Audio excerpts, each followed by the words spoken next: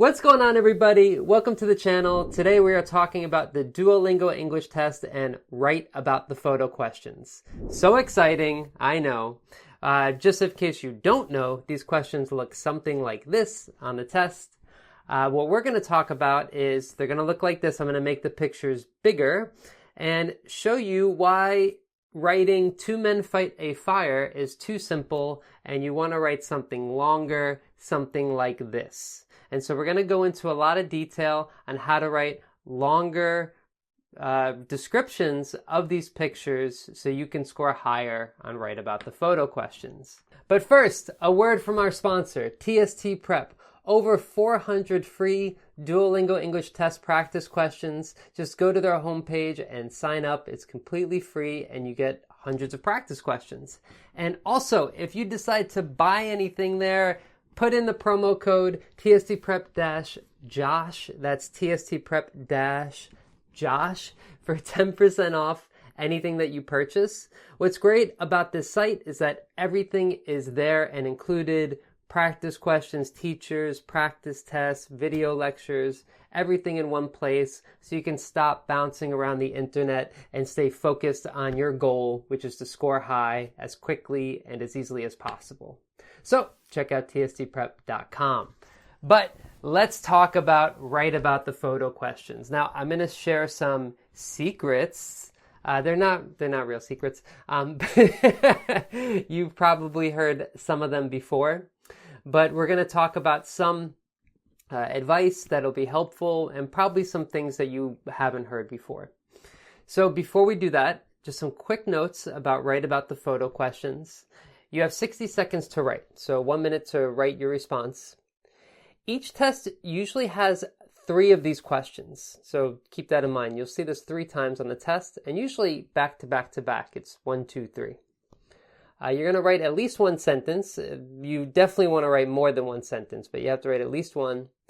Use complete sentences, of course, and follow the usual rules for grammar, spelling, capitalization, and punctuation. So don't just try to write quickly, write a lot of words. Just write how you would normally write, like a little essay.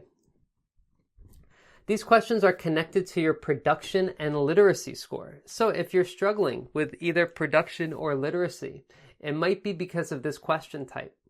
So when you get your score report, it'll look something like this. If your scores are lower for production or literacy, you might need to work on this particular question type.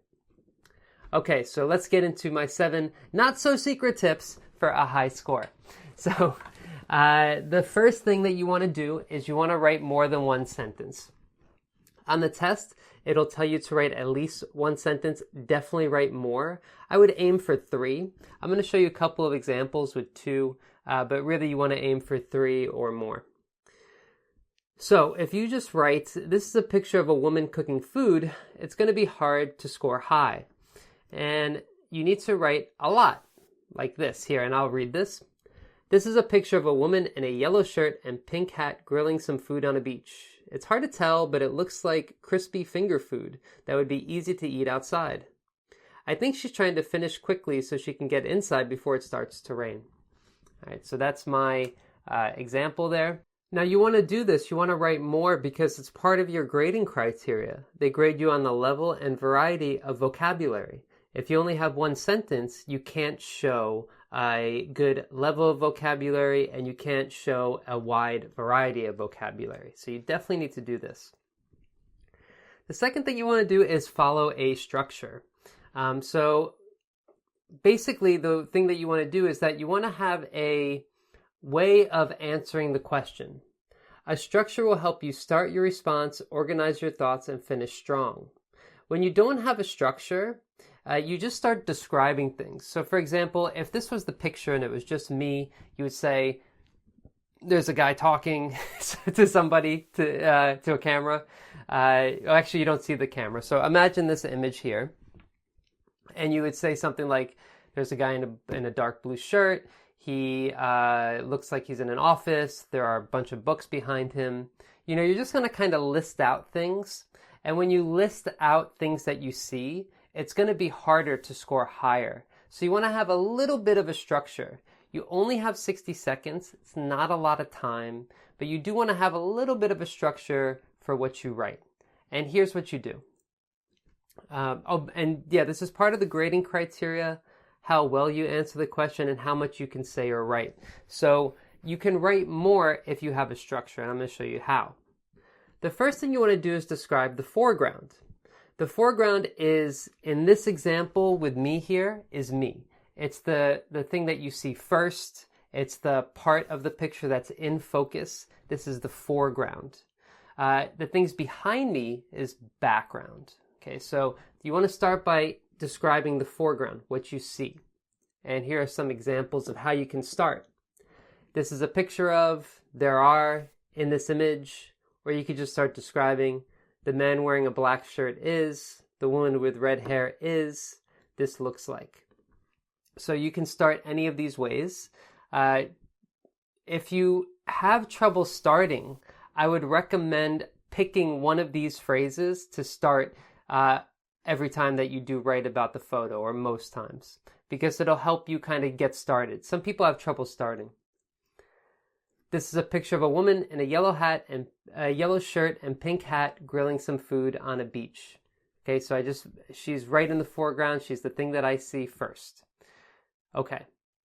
There are two firefighters in full gear fighting an angry fire. That's what I see first are the firefighters. That's what seems to be in focus. So I describe them.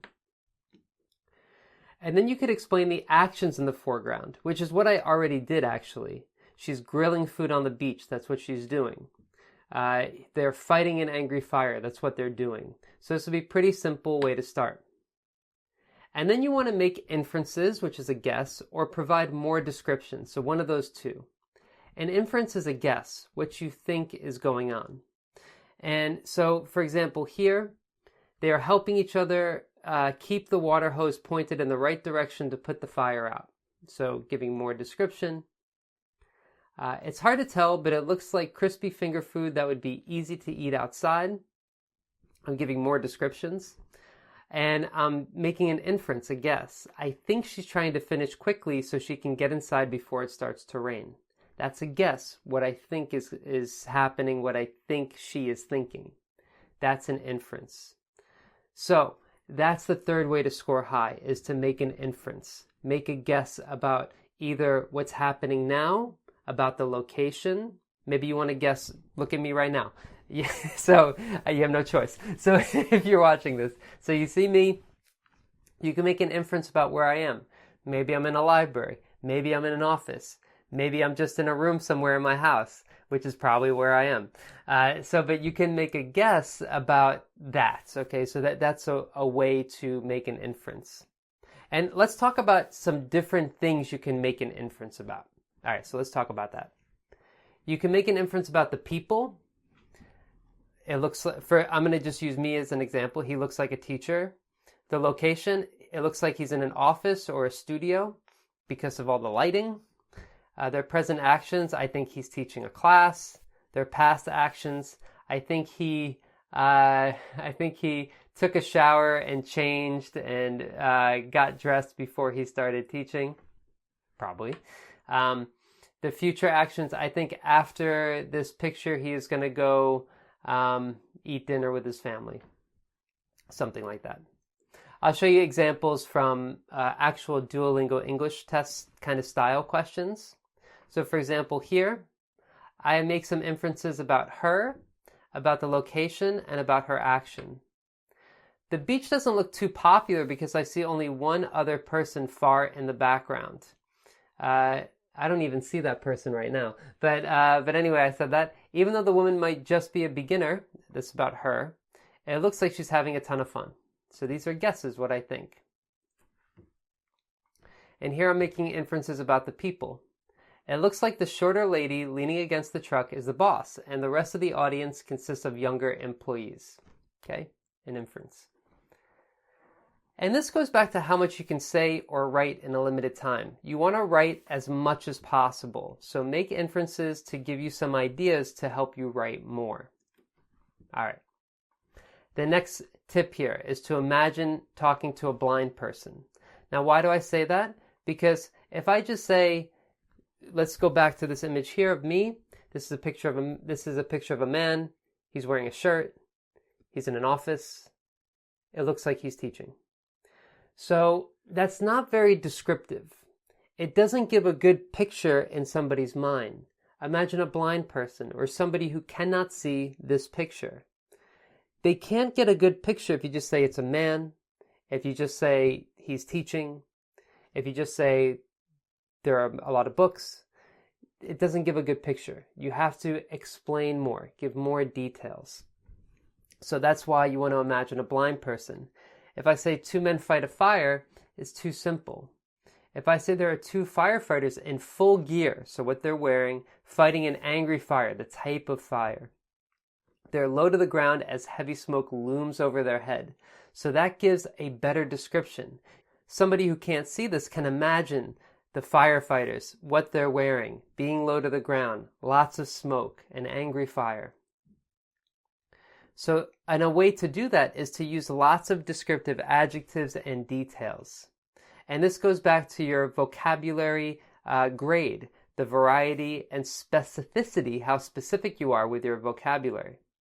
So there are two firefighters. I say how many. They're fighting an angry fire. I explain the type of fire. Heavy smoke, not just smoke, but heavy smoke. And not just a hose, but a water hose. So give these descriptive adjectives to help expand your answer, to give a good picture in the listener's mind or the reader's mind. Imagine they can't see this picture.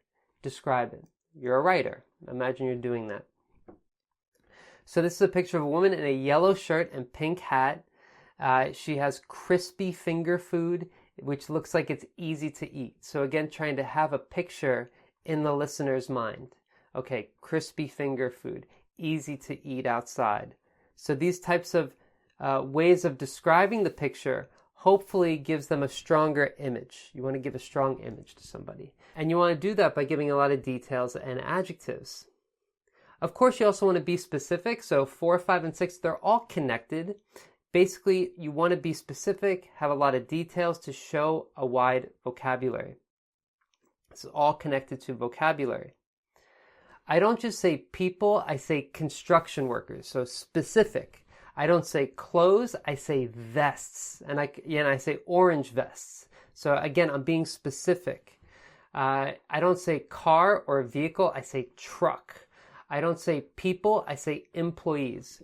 Avoid words like people, thing, woman, man. They're too general. Be specific. Say the job that they have, or the type of car they're using, or the type of clothes they're wearing. So be specific. Be specific. Be specific. Okay, hopefully that's clear. And again, a girl wearing pink bottoms. I don't just say wearing pink. I say pink bottoms. I don't just say that she is a surfer. I say she might be a beginner. So I want to be specific here. And the last tip is to leave time to edit. Now, this is crucial to score high. Now, the reason is because if you submit writing like this, it's a problem. There are a couple of mistakes in this writing. Can you spot them? You can press pause to try to spot them. But I'm going to show you what they are. Look like this. Bottoms is spelled wrong, though is spelled wrong, and there's no period at the end after fun. These will hurt your score. There's no spell check on the Duolingo English test. So make sure that you do spell check, that you practice without spell check when you are practicing on your own. And also give yourself like 10 seconds, 15 seconds at the end to read really quickly through and make sure there's no big mistakes. So try to leave yourself a couple of seconds to edit at the end.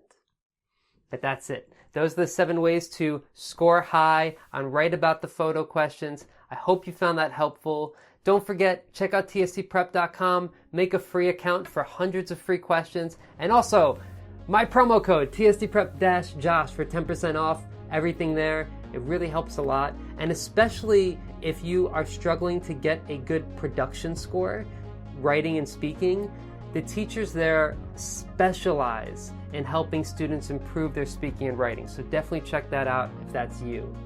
But guys, thank you so much for being here. It's really an honor and a privilege, and I'm very thankful that you're here and that you're doing this. You could be doing millions of other things besides studying for the Duolingo English test. So I really am honored to teach students motivated like you after teaching, I don't know why I'm talking about this right now, but after teaching for a long time in a class where people don't care, you care, you're here. Thank you so much. But that's it. I hope to see you in the next video, and yeah, all right, take care guys. Bye-bye.